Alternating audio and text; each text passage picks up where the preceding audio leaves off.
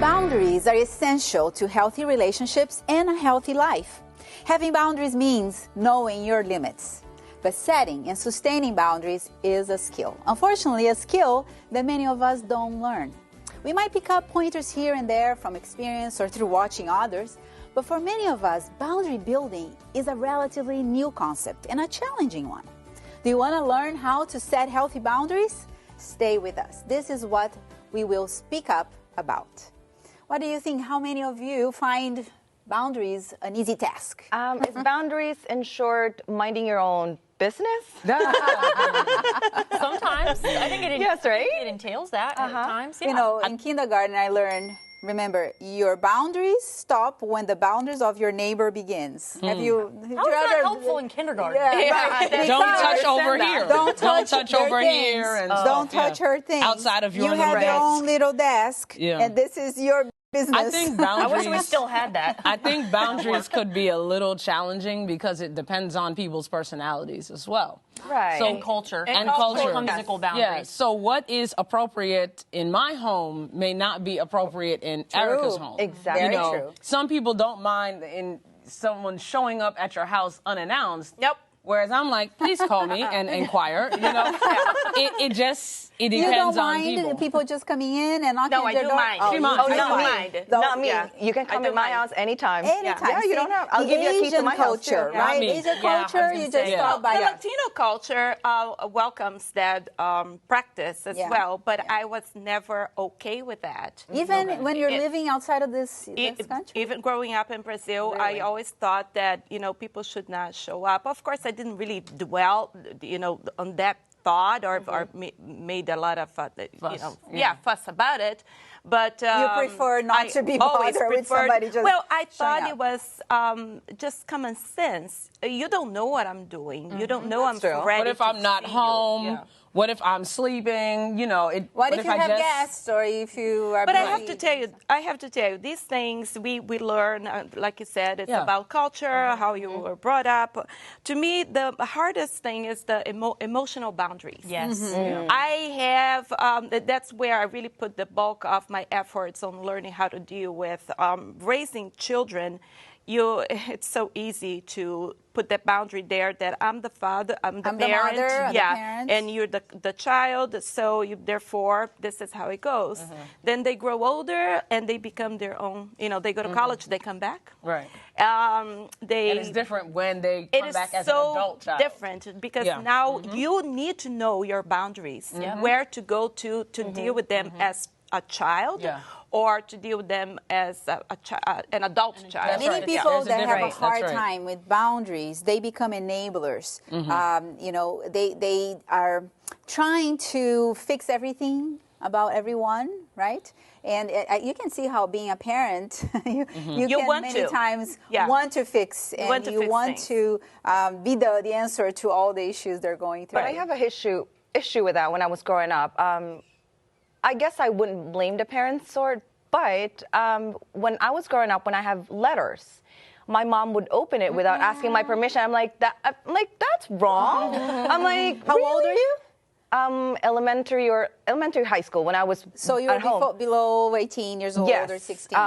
But even then, But even then, like, in some cultures, that may be okay because they may feel, well, you're, We have to know what age. not I want to make appropriate sure. material But I or think that something. would be the equivalent of a mother today, a mother of 14, 15-year-old, saying, give me your phone and let me see what's your going phone. on. That's a good But point. if you ask That's permission, That was, Well, but you're you right. just You felt parent, not violated. going behind it. You Right. felt like Who asked you permission? were violated. If who asked She didn't permission? ask. You or the parent? the parent would say, No, can no. I check? I don't know about But- this ask permission stuff. Like, No, if there's a kid in my house and there's a phone in that house that kid has, I should be able to say, let me see that phone. You see, but you're saying, let me see that You're phone. asking for No, permission. really, You're you saying still- let me see really is not me trying to ask. It's me really saying, let me get it. But you need to But you it's a- need to teach them skills. That's true. And if you say, Give me your I phone. have the Agreed. right to look at your Exactly. phone. That was my point. As opposed to, Let me see, or I would like to But see you know what's what? going I on. think also- as we have agreed. I think as we have agreed, that's exactly what I was about to Right. say. You gotta It's set that probably line already early. set up between that child and that Yeah. parent Yeah. that you will have periodic phone checks or whatever. See, and I so never it wouldn't had be that. Intrusive. Yeah, I get Right, it. I never get it. had in that. terms of boundaries, Respect also and healthy. Yeah. I mentioned the emotional. It's for me, it's harder to keep things from encroaching into my You feel my life. responsible and you Yeah. take in, you empathize too much, you bring all the Well, emotions. you bring all you allow those things to come into you. Now, how about like for an adolescent learning? You were an adolescent and you felt like you were violated, maybe, by Right. your parents. Or but not how even about when you're violated. violated I felt- in the sense of like not asking your permission? Oh, not right? even like what I felt was my parents didn't trust me, and that was a big thing for me. Oh, I see. And when Yeah. it comes to yeah, so it's all about becoming trust. a teenager, trust is It's very Right. important. It's very important. Yes. Now, with teenagers, and you guys work with teenagers too, have you seen that or found that when teenagers lack boundaries, it's more, they increase their risk of being in an abusive relationship, correct. right? Yep. Because they see this boyfriend or or even friends, a girlfriend that wants to know everything, that wants to have major control over what's going on in their lives, and they feel, I'm loved and cared for, and I always tell them, they care just about like me. with a parent and a child, it's never too late, okay? It's never too late to set boundaries, but it's always better if you set them early. So when I talk to girls about dating, it's don't get into the relationship and then decide Start changing up. how far you're going to go or where you're going to go or how much you share. You decide those things first. Because once you're in that relationship and there's it's much more emotion, difficult. it's so much when harder you to love change that. somebody That's and you in right. the emotion of it is very Yep. difficult. Well, we do have a guest with us that will help us understand a little more about boundaries today. Our guest is Dr. David Salichak. He's a professor at the Theological Seminary at Andrews University and a specialist in addiction recovery and everything that goes with it, including boundaries. Dr. Salichak, we're so glad you're here. Can you define for us what boundaries really are? You heard our conversation. There are many different ideas and thoughts about it. What are boundaries? Well, I like to describe a boundary as a semi-permeable membrane Oh, where things can come in and things are kept out. And so if someone sends a message, and particularly if it's a demeaning message, I have the choice, if I'm healthy and have healthy boundaries, to allow that to come in, to evaluate it, to assess it, to determine if there is some truth to what is being communicated to me, or to reject things that are not healthy for me to receive and to take in. oh wow. So what are the things that you think the causes of people having poor boundaries? Well, sometimes if you have been historically abused, if your person has not been respected when you're young, and messages come in, say from a parent figure, Yeah. children don't have much capacity to reject those things or to They evaluate believe it. those They things. just take it all in. Take it in, and so that's what they begin believing about themselves. And sometimes if the hurt is really, really strong, what they do is instead of establishing a healthy boundary, they'll close put up a themselves. wall. Yeah. And that's I'm not going to trust anybody. I'm not going to let anybody in, and that certainly negatively affects relationships. Either way, I'll believe whatever you say and not have any filter at all, or I'm not going to let anything in. Close myself up. Either Well, way. we want to learn more about that, but we need to take a break. When we return, my SpeakUp friends will join us to ask some tough questions to Dr. Salichak. Stick around. We are speaking up about boundaries, and Dr. David Salichak is helping us understand this a little better. So, Dr. David Salichak, you mentioned about what boundaries are. Can you give us an example of a healthy and an unhealthy boundary, for instance? Well, if a woman allows herself to be treated poorly or demeaned or spoken to disrespectfully and doesn't have the capacity to say, that's not okay, then that's an example of a poor boundary. Of a poor boundary. And so with a healthy boundary, we have the capacity, because we know ourselves and we're okay with ourselves, to say, that's not okay with me, to set boundaries with people, but we do it in a disrespectful way. I mean, in a respectful way. Respectful way. Sometimes people who don't have a good sense of self become emotionally reactive. When they are, they set boundaries in an unhealthy way by victimizing the person who victimized them. Then you get into this cycle of going back and forth. Somebody gets hurting someone. Yes, exactly. Yeah. So like, for instance, Llewellyn was talking about her experience. What do you think she could say then to her parents, as you're saying here, say, well, I don't appreciate you opening my letters. You know, I know I'm only 14. No, but actually, what did you say? I actually tried that. I told my mom in a respectful way that can she ask me next time, or let me know if she wants to open my letters. I'm happy for her to open my letters. I'm very open. But she said, if I talk back, like if I say something to her, it's disrespectful. Yeah, see, that's So also it's part of her culture, right? Right. Culture, so I felt hurt, and I felt that I wasn't trusted enough.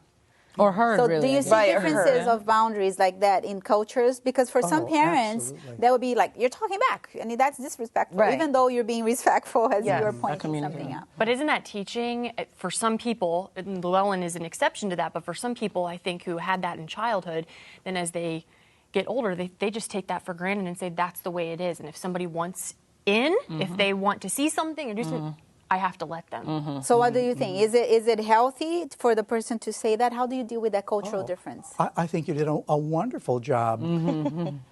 The problem is sometimes in our attempts to set boundaries, the person we're trying to set the boundary with is not open to it. But we can't control that either, can we? Right. No. You know, our job is to articulate clearly our position, our needs or desires in a situation, just as you did with your mother. But sometimes culturally, there's such a strong resistance to that they're not able to receive and hear it. So a part of that then is educating your mother. That's right. Which may be hard in some cultures. Like, who are you to tell me? Tell me, I right. actually did. I tried that. I think she had more respect with whatever I say when I went to college. Oh, and I then took up you were nursing, and over. I tried to explain about the developmental stage and such. So she kind of listened more because she felt that I was an adult. So that kind of helped a little bit. So, Dr. Salichek, tell us, why is it so hard for women in general to set those healthy boundaries? Well, one of the things I think about that is that women have been taught, socialized, to see themselves as less than.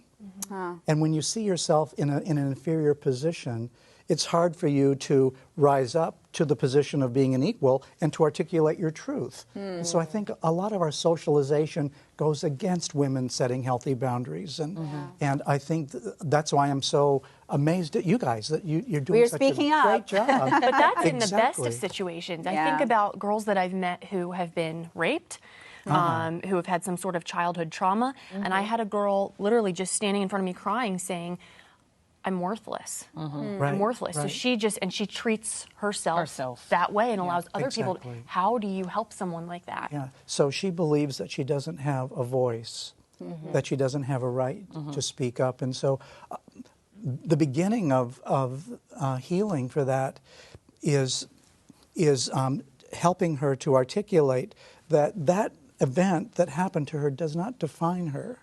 That's not her identity. And so there's a lot of work internally that needs to happen to heal some of that brokenness, to help her see that she is a person of exquisite value, and that as a person of exquisite value and worth, that she has a right to say what she needs to say to be healthy for herself. So these boundaries are actually a form of self-care in a way, aren't they? They are. Yeah. They are. And, you know, a lot of times when we say no, the message we get is it's not okay for you to say no. You know, you're being selfish if you say Right, no. just thinking of yourself. And so a part of learning healthy boundaries is to learn that it is a part of self-care for me.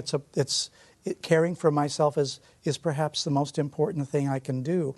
And once I care for myself in a healthy way, then I can give myself. Yeah, because in if a you're healthy empty, what are you going to give, right?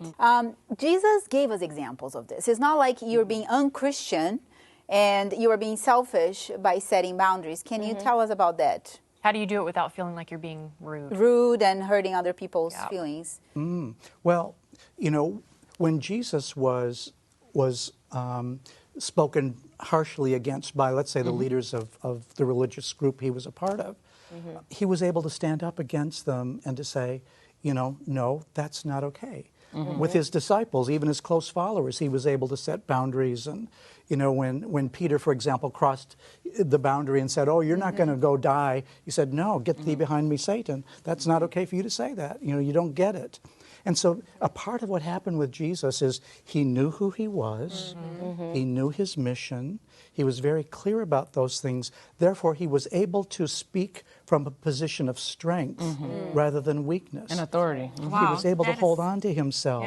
And so his authority came from God empowering him in terms of his mission on earth, and he walked in that power and that authority. Right. And we can do the same thing. Yes, we can. Having a knowledge of who you are and Your what you identity, stand for. your purpose. Yeah. Well, thank you so much, Dr. Selachek. This is a very helpful discussion. Let's keep this conversation going, though. Send us your comments and your questions on Facebook. And for more information, visit our website, hopetv.org/SpeakUp. There you can find more resources and also download our SpeakUp notes on this important topic of setting boundaries. This is an easy resource to share with your friends and your family. After the break, the Word of God will speak up on this issue as well. Stay with us. We are speaking up about setting boundaries. And as we heard, ladies, it's very hard sometimes to set boundaries, right? Yeah, and it's like one set of boundaries that are not set spill over into multiple places in one's life. So it's not that it just stays between you and your spouse or you and your boyfriend or you and your coworkers, but it could spill over into private areas, boundaries with how you eat or how you don't eat, sleep or how you don't sleep, how you allow people in your home or how you not. don't. Yeah. And we want to please people, right? As That's right. women, always, we are people pleasers. Oh, That's if right. they feel upset with me, they're not going to like me. That's and right. then it's going to be horrible and terrible. And we have these fears in our mind. And being that if we are really interested in feeling good about ourselves, we need to be able to care for Indeed. ourselves. And in ministry, it's really hard to say no. Yes, it is. It's really hard to say no. I can tell you that. You'll Yes, kill it is. yourself helping other people, and one day you wake up and you think, You need help. yeah, yeah. Yeah. But the neat thing is that Jesus set as an example. I like what Right. you mentioned about that. And that's, for me, is the biggest thing. The creator of the universe, my creator, respects me. If he will not encroach in my life unless I give him the permission. Yeah. How dare you, people, are going to try to do that to me? Sometimes God- we're and doing God that doesn't do it. to God ourselves. I know Yeah. you're mentioning Yeah. others, but many times, most of the What we time, do to we're ourselves. doing it ourselves. To other people. We need to right. be we Self. are ourselves not allowing ourselves to say no. No. We are accepting too much. We're doing too much. We're going to be everything for all people, and we are not strong enough to say, okay, you can come up to here, or right now I won't do this because I need to care for myself. Or we compromise and we sacrifice and we start changing because Right. we haven't say, I know who I am, I know what I believe in, and I'm going to So stay we have strong in it. external and internal boundaries, I would Yes. think. Absolutely. Yes. Right. Yeah, they all contribute. Now, based on what we talked there, I think one of the first things that we need to ask, as Jesus did, wisdom from above to say, Lord, how can I do this? What should I say? What should I say yes to? What should I say no to? But then look at our internal self. You're just saying, look, okay, what am I feeling? Am I happy doing this? Do I really want to say yes to this? Do I really want to keep being oppressed in this way, whatever, if it's something that's coming from the outside? Or should I just stand up? And God will give us the wisdom to, be able to really manage So that. I think the principle is the same. Either somebody's going to oppress me or I'm going to oppress someone if I cross those boundaries or let somebody cross the boundaries into. So to be aware that you may be causing oppression to others or others can be oppressive towards you. You need to be able to say, no, I'm not going to go there. No, you're not going to come here in a very healthy way. And he mentioned that Jesus had knowledge of who he was. Yeah, his So- identity And his is clear. authority to say whatever he had to Right. say. A sense of identity, Right. a knowledge of self-worth, all of those. So we have to give permission to ourselves to be direct sometimes. and to approach whoever is oppressing us, or approach a situation where we're uncomfortable to say no, but we say, I think I'm sorry I have to say no to this appointment in case of ministry, or to this visit today, but I do need to rest, or I do need to, have time aside. One of my colleagues says it like this, instead of keeping it rude, just keep it real. And there's nothing wrong with keeping it real. So sometimes you may not even have to apologize for saying, I'm unable to do that today. Yep. Yeah. Sometimes it could just be, you know what, I am so sorry, I'm unable to do that today. But maybe in the future, there's always nice ways to talk. Keeping it real instead of keep keeping it rude. Instead of rejecting that person. That's right. The other thing that I liked what he said is the self-care portion of it. It's really about caring for ourselves. If we don't care for ourselves, how are we going to care for other people? Exactly. And I tell teens that are dating, healthy relationships energize. Unhealthy relationships drain you. Llewellyn, can you share our verse, please? Sure. Our verse is found in Proverbs chapter 4, verses 25 and 26. I'm reading from the New International Version. It says, "Let your eyes look straight ahead. Fix your gaze directly before you. Give careful thought to the paths for your feet, and be steadfast in all your ways." Careful thought. Careful thought. I think that's the key, that sometimes when we have poor boundaries, some of the reason is because we have not given careful thought to the outcome, even careful thought to the reason as to why we are saying yes or to why we are saying no. So time for self-reflection is very important as part of this process of setting healthy boundaries. If you don't have time to quietly look at your feelings and look at the priorities and just say, okay, am I on the right direction here? Maybe I should, change the way I respond to certain things. And comparing what people say about you to God's word and to what you know is true. Sometimes we let other people's opinion in so much, and when we compare and we say, that's not true for my life. For my life. Right. We can just reject that, set that aside. That's wonderful. Well, we learned that setting boundaries is a vital component to creating healthy and fulfilling relationships. We must know when and how to set a healthy boundary so they are not too weak or too strong. Start by asking God today for wisdom. Then set your limits. Tune in to your feelings and give yourself permission to say no. Make self-care a priority so you can then minister and care for others more efficiently. You can't pour from an empty cup, remember that. Keep practicing that, and if you ask, the Holy Spirit will guide you every step of the way. Remember, visit our website, and there you'll find more resources, and you can download our SpeakUp notes on setting boundaries. You can share that with your friends and with your family. And if you'd like prayer, please call us at 1-888-446-7388. Did you enjoy this program today? If you did, send us your comments and questions on Facebook. We would love to hear from you. We will see you next time to speak up on issues that matter for your whole health and your happiness.